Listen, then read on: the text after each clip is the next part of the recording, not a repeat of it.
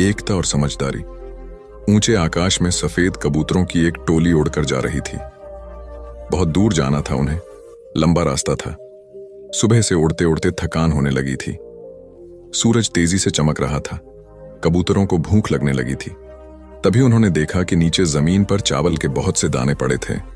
कबूतरों ने एक दूसरे से कहा, चलो भाई, थोड़ी देर रुककर कुछ खा लिया जाए, फिर आगे जाएंगे।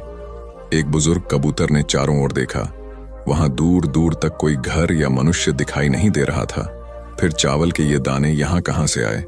बुजुर्ग कबूतर ने बाकी कबूतरों को समझाया, मुझे लगता है कि यहां कुछ गड़बड़ है, तुम लोग नीचे मत उतरो। लेकिन किसी ने भी उसकी बात नहीं सुनी।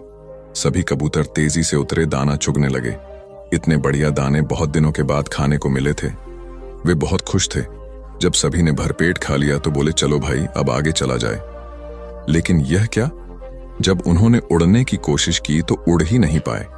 दोनों के साथ साथ वहां एक चिड़ीमार का जाल भी था, जिसमें उनके पांव फंस गए थे। उन्हें अपनी गलती पर पछतावा हुआ। बूढ़ा कबूतर पेड़ पर बैठकर सब देख रहा था।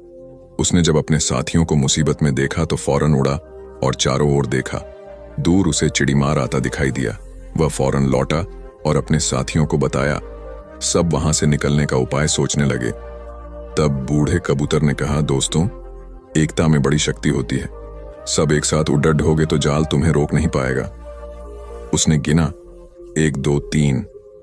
उड़ो सारे कबूतरों ने एक साथ जोर लगाया और जाल उनके साथ उठने लगा।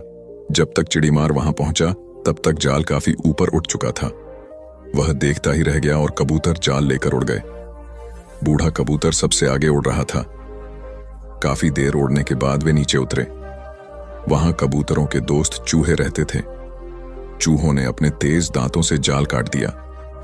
इस तरह बूढ़े कबूतर की समझदारी और साथ मिलकर काम करने से सभी कबूतर बच गए।